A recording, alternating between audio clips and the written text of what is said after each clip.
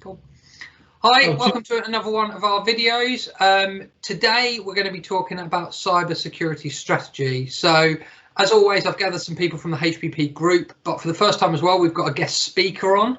So firstly, from the HPP group, we've got Darren Jacklin from our account management team and Tony Hello. Pearson, our operations director. Hello. But we're also joined today by Roger from Sophops, obviously one of our long-standing partners when it comes to cybersecurity. So firstly, welcome, Roger. And do you want to just start by telling us a little bit about yourself or a little about your role at Sophops and how you're involved with cybersecurity? Sure. So good morning, team from HPP. Many thanks for the invitation. So I'm Roger Neal. I'm the Technology Services Manager for Sophops for Europe.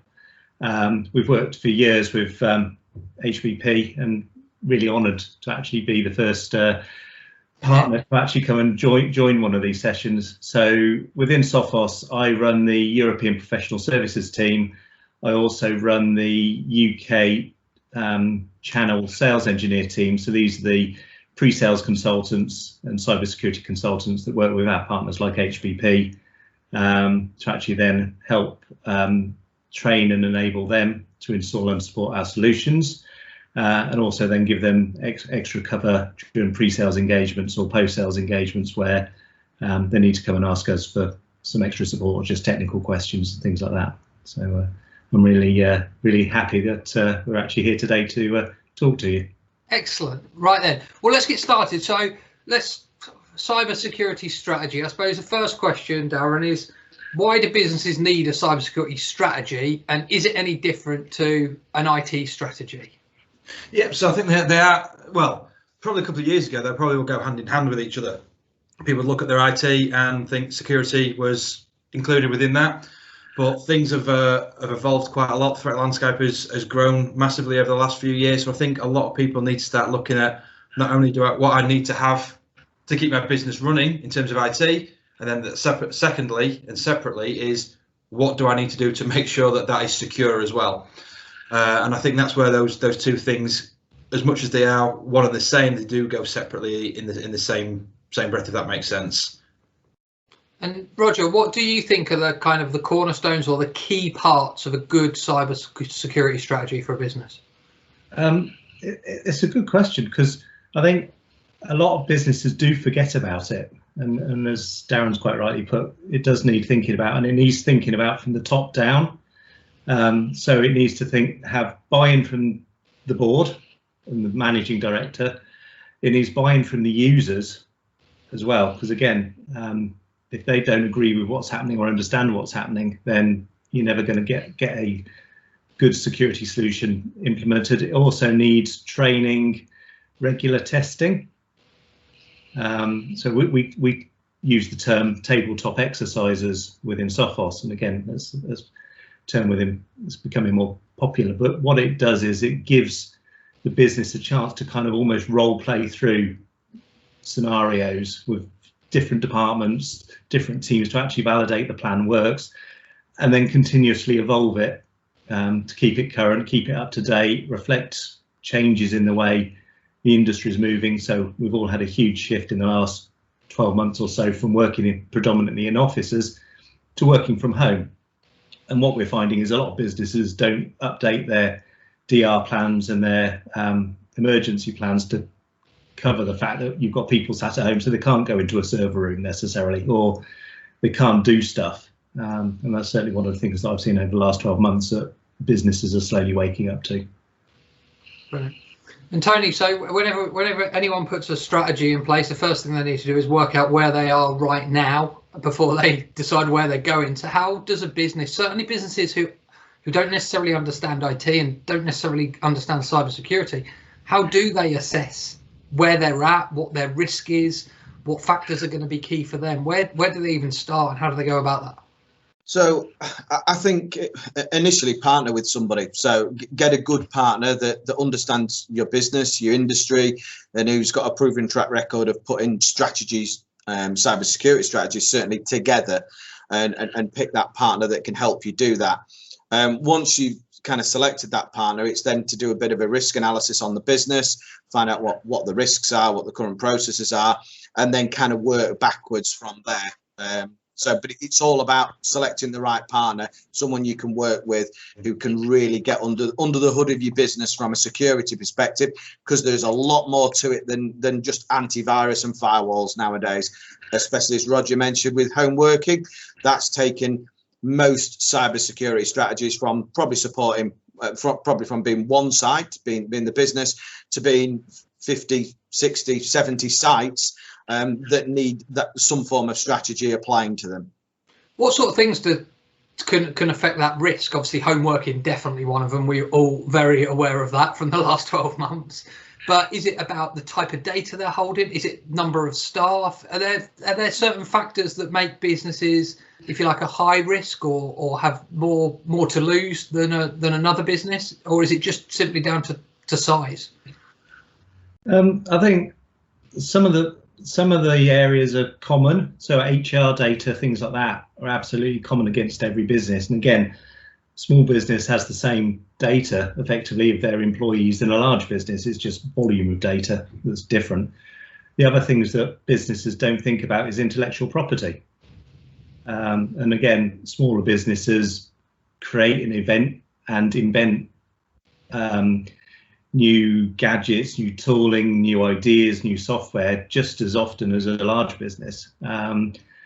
GDPR, again, is another area that increasingly people have to think about, and protecting personally identifiable data, and then having processes in there for rights to be forgotten or requests for information, things like that. So there's a whole load of different things in there that you have to consider. It's just volume that changes really with bigger customers, and they tend to have more different departments. And that's where you need the buy-in from the users and the different departments to actually apply a good strategy and understand where the risks are. So to pick up on that, Roger, have you got any advice to businesses who want to get buy-in from users? Because you mentioned it a couple of times now. It sounds like it's one of those ones that can be a bit of a challenge. How do business leaders go about making sure everyone's part of this strategy and it isn't just we're doing this and you all better get on board with it? A lot of it is down to training. It's not all down to training, but certainly we find that implementing a training course to explain why data is important, what they should be thinking about, just general good cyber best practice helps. There are third-party consultants and things like that can come in and also work with that to explain from a business level why it's important. But if users don't understand why the IT team or the security team or the management are asking to do something, then they'll just ignore it, which is where you end up with shadow IT cropping up and people bypassing the internal processes because they just don't understand why and the risks, which is why training, having a good intranet potentially with good content on it, using content from the government, and again they've got various websites or Chamber of Commerce or Federation of Small Businesses, things like that, all provide information. In this case of getting that to the users and actually getting them to understand how it can support and enable them day to day rather than acting as an inhibitor. Yeah, and we've probably seen two different approaches to that from when we've been involved. A bit of a carrot and stick approach. One where businesses want to put it in their policies to say, right, if anyone does anything stupid and clicks on things, then it could be a disciplinary matter. And the other, which is probably more drawing parallels with their home life and saying, do you mean everything you're going to learn here, you can apply on your Facebook and your email and all of that. So it's a great lesson to learn anyway. Yeah. Do you think there's a place for both, or should we be moving away from the stick approach and driving down the carrot approach, as I've put it there? I would rather have a carrot than a stick. Certainly talking from us within Sophops, we do mandatory phishing training every month, and we literally do bits of the sales team and the business, and as part of that, if they fail the test, then they have to go through, they'll get an interesting talking to by IT security, but they'll then go and do some more training, and then we'll see what happens next time they do the test. And if they're repeat offenders, then it does end up as a disciplinary discussion with HR. But we'd far rather work with the users and the business to actually get them to understand why and what they should look for, and actually rapping them over the knuckles all the time, because that just doesn't work in the long run if you keep doing it. So we all know that cybersecurity is constantly changing, the threats are changing, it happens far quicker nowadays than probably it ever has done. But Darren, in what timeframes are you generally talking to customers about when it comes to a cybersecurity strategy? Because as much as we can all say it's going to change and it's going to change, when we sit down with people, we have to say this is a sensible approach for X number of months, years, whatever it is. What's the normal kind of time frame that we're at least hoping, barring any major disasters, that a cybersecurity strategy will be good for? It's an interesting question, that one, Phil, because I don't know if I could put a specific time frame on that, because what I want to do is sit with the customer and say, over the next 12 months, we want to be implementing this as a form of security. And, that be each of the layers that we talk about, whether it be antivirus, ransomware protection, firewall, encryption, and we'll do that over a 12-month period. Okay, it's great to have that as a plan, as an option that's there, but as we mentioned earlier, threats are changing so quickly that even if you was to implement every single one of those items from day one, I would say within 2 to 3 months, and I think that's probably still a little bit too long of a time frame to review something, is there has something that has changed. There is something new that's happened. There is something different that's occurred. And if you leave it, or you leave it too long, then you run that risk of everything that you've put in is now kind of out of date, or not out of date, but not necessarily meeting the right threats that's there today as such. So I think it's something that realistically you want to plan for, put in as soon as you can, obviously weigh up the risks that's associated with everything that's there, the financial comparisons for it. But equally, I think it's something that wants to be reviewed, I would say, on a monthly basis, just to make sure that what you've got in place is still suitable, fits the needs of the business. And what have we seen from the industry that's changed over the last time me and Mr. Customer spoke? And is there any other additions that can obviously add improvements to the security aspects in that aspect? It's just going back to your original question, Phil, about kind of how do you start this, and what you need to start, as I say, partner with someone, but what you need to go through within the business is understand what you're trying to protect. So what's important to you? What's your crown jewels? What's important? Is it your staff? Is it your data? Is it your IP?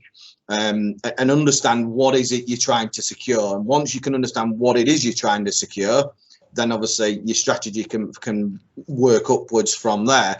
But going to sort of Darren's point is to keep evaluating what you're trying to protect, what your crown jewels are. Is it that you've since putting your cybersecurity strategy in place, you've changed account systems or CRM system, and is that now secure? Does it need two-factor applying to it? Does it have two-factor? Those sort of things. So it's key, as Darren said, that it's constantly reviewed and constantly evolving from what you're trying to protect, but also on the back end of that is what the recent threats are and what's emerging in the marketplace. Yeah, a prime example, actually, thinking about it, is 12 months ago, everyone was, well, less than 12 months ago, everyone was still sat in their offices. So my device is in there, the risk of that, does the data that's on there need to be encrypted? You assess the risk against that. Well, actually, if we'd have said, we'll assess our IT strategy or security over a 12-month period, a month after you'd done that, actually everyone's taken their devices home. So therefore you've got 20, 30, 50 machines that are now outside of the boundary, that business secure solution.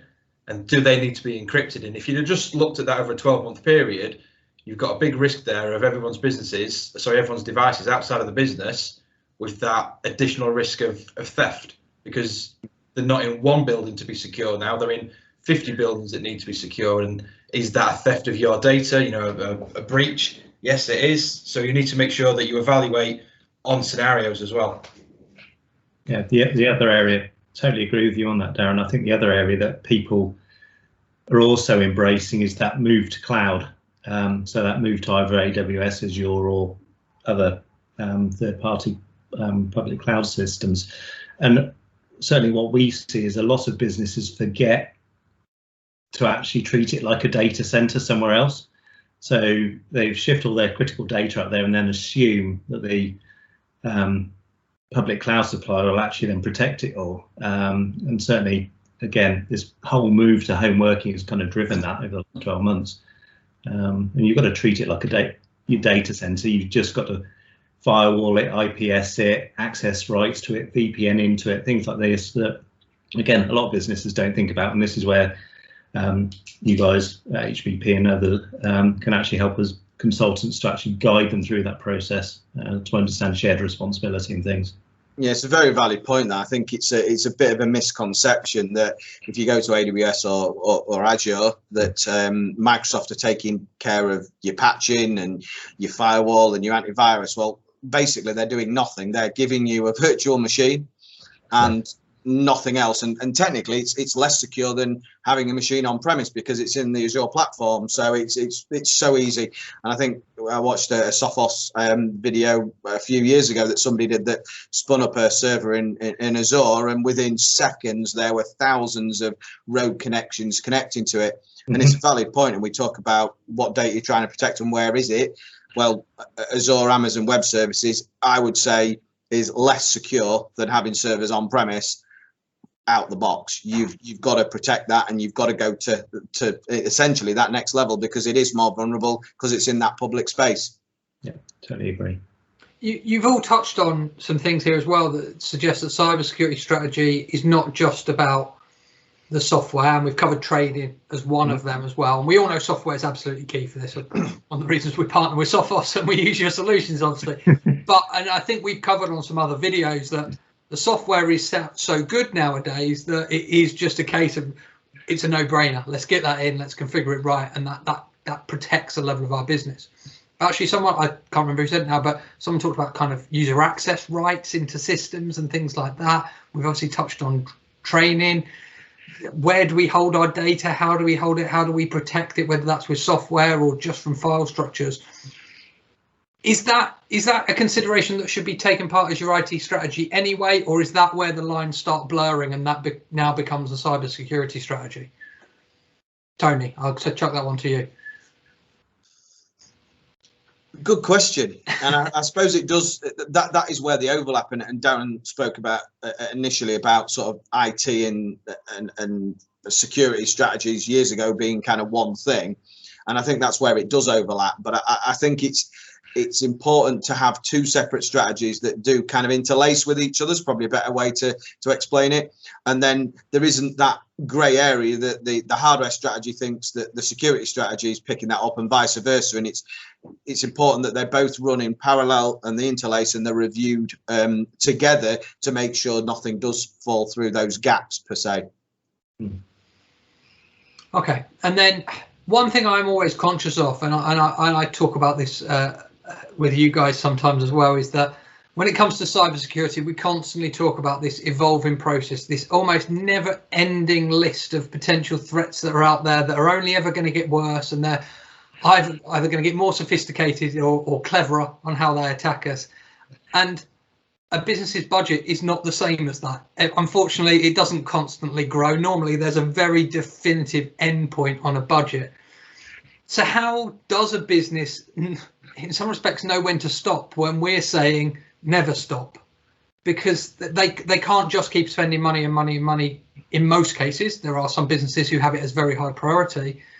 But how does a business know where to draw the line and say that is enough spend compared to our risk? That's where the strategy comes in, and that first point on your strategy, ascertaining what you're trying to protect, what assets you're trying to protect, and then in there do a risk register. So that asset and how much of a priority is that to the business, and then you can equate, well, what am I going to spend my most money on? Well, I'm going to spend my most security money on my crown jewels because that is what's important to me, and that is how you can easily define where the money is going to be spent, rather than it being a bit of a scattergun approach if there's no strategy, which is, well, you need to do this and you need to do this. If you can ascertain the absolute crown jewels to your business is your CRM data, well, that's where I'm going to spend 50% of my money, and the rest of it then we'll divvy up from there. But having that strategy written at that point, understanding your data, understanding the risk and what that's worth to you, will enable you to create that strategy and ultimately able to focus where you're going to spend your time and your money. I guess for me, I think that summarizes like impact, protection, risk, isn't it? What's the impact of certain elements? If we lose it, what's the risk of that doing, and then the cost associated with that, and then you can soon balance that out. Yeah, absolutely. Yeah, Okay, final question for today then, because I think this is one that comes up. I imagine you've been asked something along these lines before, Roger, but certainly when we talk a lot about the layered approach, which I know you guys advocate as well. Sure. Is there such a thing as being 100% secure against cyber threats? Does it exist? Is it something that people should be striving for, or do we have to accept that we'll never quite get there? It was quite interesting listening to Tony's previous answer, because I completely agree with him on that. You can, unfortunately, much as I'd love to say there is a silver bullet and it will protect you 100% of the time, there's always going to be stuff that sneaks through. I mean, this week or last week's Hafnium Exchange saga from Microsoft is a good example where they have a 0 day in their exchange systems, and everyone is now clambering around to patch it and work out whether they've been compromised or not. It was probably exposed for a few months before they disclosed it.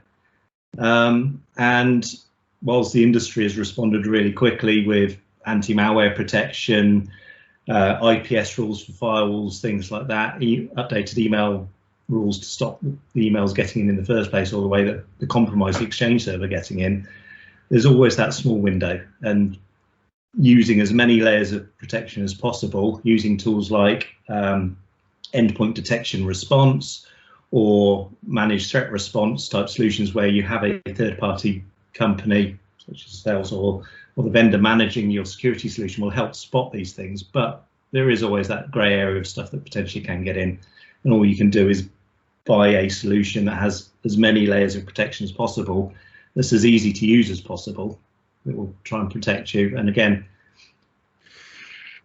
it's an evolving thing, and I'd say actually having firewalls and endpoints that work together help plug that. It's ever evolving, and we're always on the back foot from a security point of view, because you think about it, and anybody in the world, you're opening your network nowadays. As soon as you plug into the internet, you're opening to anybody in the world, and there's a lot of people out there that have got a lot of time on their hands, that have got nothing to lose. And certainly in foreign countries where there's no jurisdiction, there's no way of anything ever coming back onto them, they can spend a serious amount of time just trying to get some money out of you. And that's all they're trying to do in the end. Yes, we see all these spoof attacks, and all we seem to focus on, well, okay, we've been compromised and have sent 1,000 emails out to all my customers. And that's what we see as the end result. But the end result is they're trying to get some money out of someone somewhere, whether that be selling the data, but most probably just trying to get payment for invoices, or trying to trick someone into sending money to their own bank account. So it is ever evolving, and somebody's, is there a silver bullet? Yeah, you could potentially unplug yourself from the internet.